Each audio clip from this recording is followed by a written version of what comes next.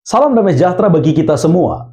Kita tiba pada pelajaran 11 dan berikut adalah garis besar pelajaran sekolah sahabat kita yang berjudul konflik yang akan datang. Konflik antara Kristus dan iblis adalah mengenai penyembahan. Di dalam Wahyu pasal 14 ayat 7 dan 9 serta Wahyu pasal 4 ayat 11 mengatakan yang harus disembah adalah pencipta. Dalam Wahyu pasal 4 ayat 11 katakan Tuhan layak menerima pujian dan hormat karena ia menciptakan segala sesuatu.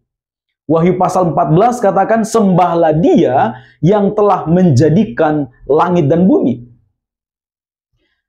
Sembahlah dia pencipta. Itu pesan utama yang terdapat dalam Alkitab. Akan tetapi di dalam Yesaya pasal 14 ayat 14 ada oknum lain atau ciptaan yang ingin merebut penyembahan itu. Yesaya 14 ayat 14 katakan, Aku hendak menyamai yang maha tinggi, mengatasi ketinggian awan-awan. Jadi yang tadinya penyembahan harus diarahkan kepada pencipta, tetapi ada ciptaan yang ingin merebut penyembahan itu. Itulah konflik yang terjadi.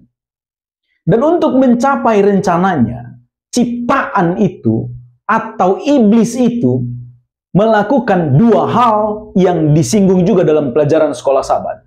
Yang pertama adalah melakukan penipuan. Fokus ini sudah kita bahas pada pelajaran minggu lalu. Matius 24 ayat 24 dan 2 Korintus 11 ayat 13. Menyamar menyerupai nabi, rasul, kemudian malaikat terang atau bahkan menyerupai Mesias untuk menyesatkan. Dan pada minggu ini strategi lain yang digunakan oleh iblis untuk mencapai rencananya, merebut penyembahan itu adalah dengan melakukan penganiayaan. Mengancam kebebasan beragama. Itulah yang terdapat dalam kisah Daniel dan kawan-kawan. Atau kebebasan beragama terancam.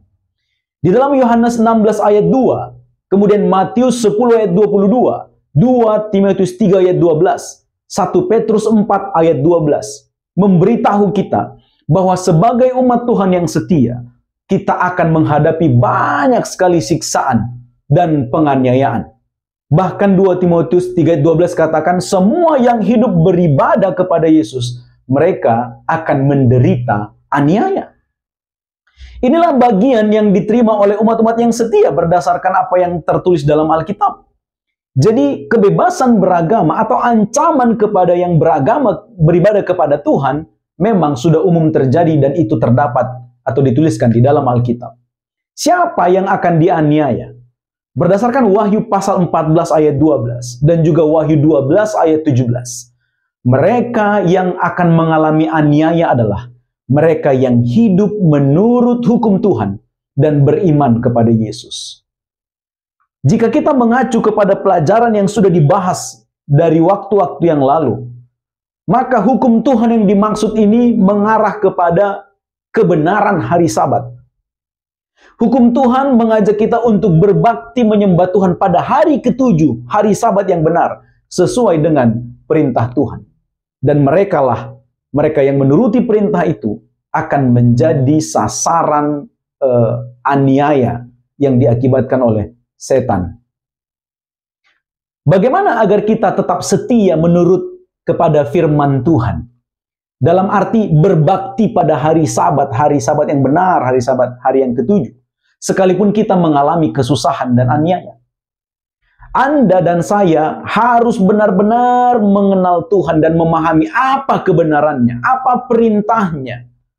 Jika kita sudah dapat memahami apa perintah Tuhan itu, maka pemahaman itu akan menuntun kita untuk menyembah Tuhan dan itu akan lahir dari hati yang paling dalam.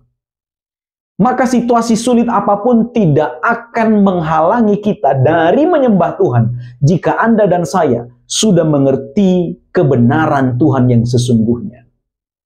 Itulah yang ingin disampaikan lewat pelajaran sekolah sahabat kita. Jenis aniaya apapun yang terjadi, yang kita bahas dalam pelajaran ini, tidak akan mempengaruhi iman kepercayaan kita dan penurutan kita kepada hukum Tuhan jika kita benar-benar mengenal Tuhan dan memahami perintah-perintahnya. Segala bentuk kesusahan mungkin Anda baca di Alkitab dan juga disinggung dalam pelajaran sekolah sahabat ini. Hendaknya itu tidak akan membuat Anda menjadi takut sebagai umat Tuhan yang setia. Jika memang kesusahan itu akan terjadi, biarlah dia terjadi menuju kepada penggenapannya. Justru harusnya jika itu terjadi, kita harus bergembira. Karena apa yang kita imani selama ini benar-benar terjadi. Sebagaimana pengalaman Daniel, Sadrak, Mesak, dan Abednego, kita harus meyakini apa yang ditulis dalam kitab Daniel pasal 12 ayat 1. Demikian bunyinya.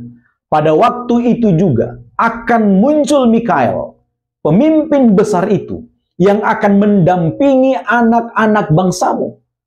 Dan akan ada suatu waktu kesesakan yang besar, seperti yang belum pernah terjadi, belum pernah ada sejak bangsa-bangsa sampai waktu itu.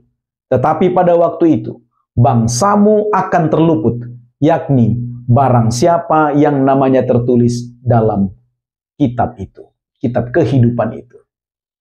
Ini yang harus menjadi pegangan kita semua. Akan muncul Mikael. Tuhan sendiri akan melindungi kita semua dalam kesusahan besar yang akan terjadi. Saya ingin mengutip pernyataan John Pauline sebagai penutup dari video ini. Sehubungan dengan nubuatan, dia katakan begini. Nubuat, apa yang kita pelajari dalam buku pelajaran sekolah sahabat berhubungan dengan nubuat. Nubuat tidak diberikan untuk memuaskan keingintahuan kita tentang masa depan. Walaupun itu adalah cara pendekatan nubuatan. Akan tetapi, nubuatan diberikan untuk mengajari kita bagaimana kita hidup hari ini. Dan untuk memperkuat iman kita pada saat penggenapannya. Prinsip ini terdapat juga dalam Yohanes pasal 14 ayat 29. Jadi yang paling penting dalam mempelajari nubuatan bukanlah kita tahu bahwa akan terjadi ini, akan terjadi itu, pelakunya si ini, pelakunya si itu. Bukan itu yang paling penting. Tapi yang paling penting adalah nubuatan akan mengajari kita untuk hidup hari ini. Bahwasanya waktunya sudah dekat. Kita harus setia kepada Tuhan. Bahwasanya kesusahan besar akan ada. Kita jangan takut karena Tuhan akan menyertai. Oleh sebab itu, marilah kita menggali benar-benar, memahami dengan betul kebenaran Tuhan itu. Sehingga ketika kepada kita dinyatakan kebenaran-kebenaran itu, maka itu akan mengajari kita cara hidup untuk hari ini, setia dari hari ini, dengan segala situasi kondisi yang akan terjadi. Inilah garis besar pelajaran sekolah sahabat. Semoga ini dapat menolong Anda ketika Anda mempelajari sendiri pelajaran sekolah sahabat ini. Terima kasih, Tuhan memberkati.